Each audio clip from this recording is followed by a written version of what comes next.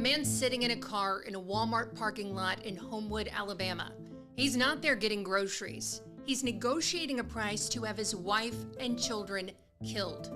The rate, 20 grand for the wife, 5 grand for each of the 6 kids. The man he's talking to, the FBI.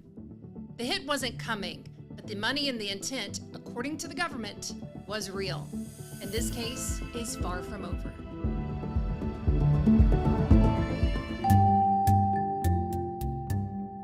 This is 6 on Your Side Investigates. Each week we take you inside local cases and the courtroom with original interviews, documents, data, and court records, and no speculation. I'm your host, Jenn Horton, an investigative reporter with 20 years on the job covering violent crime and government corruption. Let's get into it. Today I'm breaking down a murder-for-hire case out of Hoover. It's years of expanded threats, violence, and intimidation, and it's all documented in court records, and all that ends with exchanging money and a plot for a murder for hire.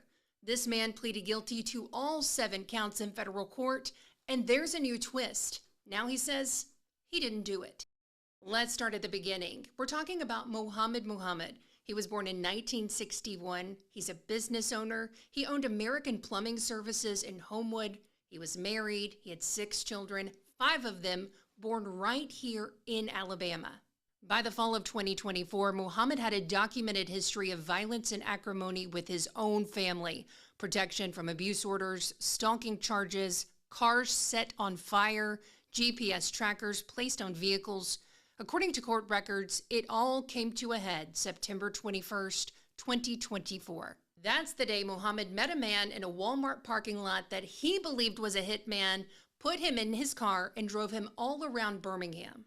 He showed that man pictures from his phone, burned cars, burned structures, his family member's home. According to court records, he drove the man he believed he was hiring to kill his family past his wife's house, past his daughter's house, and pointed them out. Then he made the ask. According to an affidavit filed in this case, Mohammad told the man, quote, "These are 7 people, 6 kids, and the mom. You pick and choose who you're going to take out, then you get paid." When the man asked about the wife, Mohammad said, again, I'm quoting from the affidavit here, she was the one who deserved more. The children, he called them, quote, trash, cockroaches. He handed over $550 as a down payment. The hitman wasn't real. He was an undercover FBI agent. To understand what led to that happening in the Walmart parking lot, we've got to go back to November 2021. On November 18th of that year, according to court records, Mohammad attacked his daughter at home. Within a week, he'd been arrested on domestic violence charges, removed from the house, and hit with 3 separate protection from abuse orders filed by his wife and 2 of his children. His wife then filed for divorce on November 19th, 2021, less than a year after their March wedding. The wife's protection from abuse paperwork describes years of violence. It says Mohammad threatened to lock his family in the basement and kill them. He fired guns at them. He put weapons against the children's heads. That he told her he wanted to, quote, shoot my daughter between the eyes. According to court records, Mohammad escalated.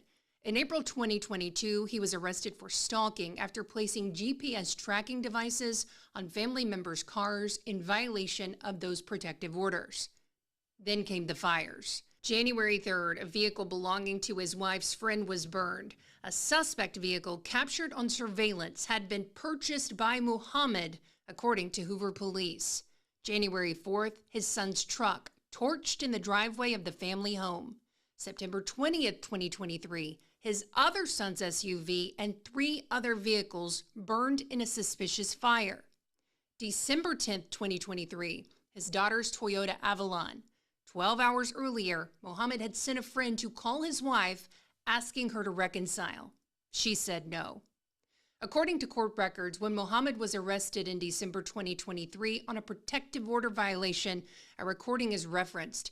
In that recording, you can hear someone tell Mohammad, quote, if you hurt them, you'll go to hell forever. His answer, no, God will reward me. His bond was revoked. He went back into state custody. By February 2024, he was out again, this time with an ankle monitor. And by August 2024, he was looking for a hitman. According to the FBI, a cooperating witness, someone who knew Mohammad, came to the bureau after Mohammad repeatedly asked him to find someone to, quote, take care of his wife and children. When the witness hesitated, Mohammad told him, quote, find me somebody. You say you got people where you're from, just find me somebody. You don't have to be part of it. Just get me a name and number, and I'll take it from there. The FBI set up an undercover operation. Mohammad paid for the burner phones. The meeting was scheduled, and then he showed up. Mohammad was initially indicted on a single racketeering count. That's when I first started reporting on this case for WBRC. That day, he pleaded not guilty. Then a superseding indictment followed. That's just a new indictment with expanded charges that replaces the first indictment. In that superseding indictment, it charged him with 7 counts of murder for hire, 1 for each victim. 2 weeks before the trial, Mohammad decided to plead guilty to all 7 counts. That plea agreement is called a blind plea. Then the judge walked him through it, asking him count by count, what did he plead in that change of plea hearing? And he said guilty every time. He told the judge that he understood the counts that he was up against, that he had no complaints about the attorneys that were representing him, and that he was acting voluntarily. In fact, I want to read you a portion of the transcript from that hearing.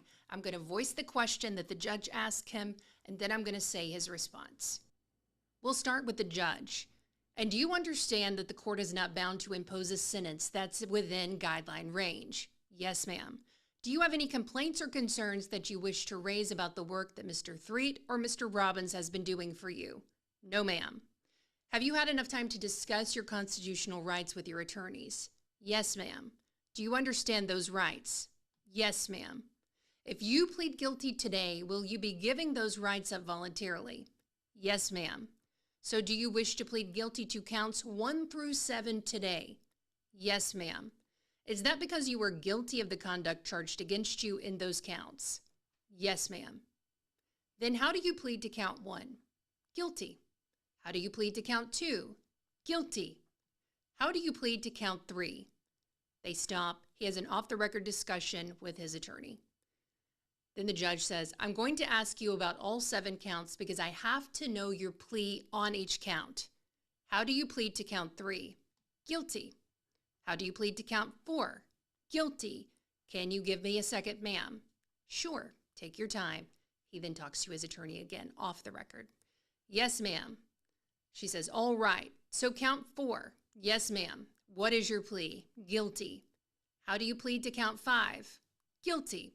How do you plead to count 6? Guilty. How do you plead to count 7? Guilty. That day, the court found him competent. The sentencing was set. A pre-sentence report was submitted, which is common standard practicing protocols before a sentencing. Here's what I did not see coming. Days ago, I saw that his attorneys filed a motion to withdraw his guilty plea in this case. The claim, Mohammad insists he was told he was only pleading guilty to 1 count. He says language and cultural barriers prevented him from understanding he was pleading guilty to all 7. He says he was suffering from anxiety and depression. He says he didn't actually intend to hire anyone, that he was scared of the man he thought was a hitman. He was just playing along. He gave him money so he would leave and go back to Tennessee. It's important to read this motion to withdraw carefully. The attorneys representing Mohammad are well known in Birmingham and across the state. They wrote they are filing it at the insistence of their client and that they individually and collectively deny misleading him.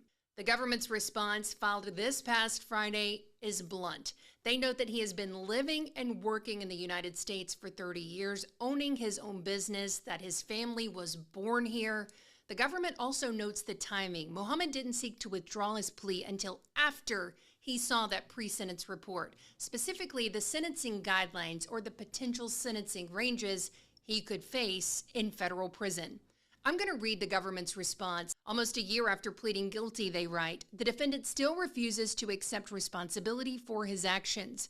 His untrue assertions of his attorneys misleading him does not satisfy the 11th Circuit standard that a defendant must present a fair and just reason to withdraw a guilty plea. So where do we go from here? The judge canceled that sentencing that was set for only a couple of weeks from now and reset a new hearing to discuss this motion to withdraw. That's when she'll decide whether or not he will withdraw the motion, or if this case will go to trial. If you're wondering why someone would want to kill their wife and kids, it's hard to know. But at least in these court records, it describes Mohammad as being disappointed. He felt he had been disrespected by his family. He was accusing his wife of having multiple extramarital affairs, and that he accused his kids of attempting to steal his money. Those were his reasons, at least in court records, for taking the action that he attempted to line up. 7 counts, 7 intended victims, a cooperating witness, a federal agent, GPS trackers, burned cars, and $550 cash exchanged hands in a murder-for-hire plot. And now, nearly 2 years later, the man who pleaded guilty to 7 counts said he didn't really intend to hire a hitman. We'll be watching closely to see what happens next. We want to hear from you. We want to know what cases you want to hear on this podcast. And if you have any questions about the criminal justice system, just email me, jennifer.horton@wbrc.com. Put podcast in the subject line, and we'll be right back here and answer all those questions and profile your cases. And if this reporting is meaningful to you, please subscribe. We don't want you to miss anything. I'll see you right back here next week. Bye for now.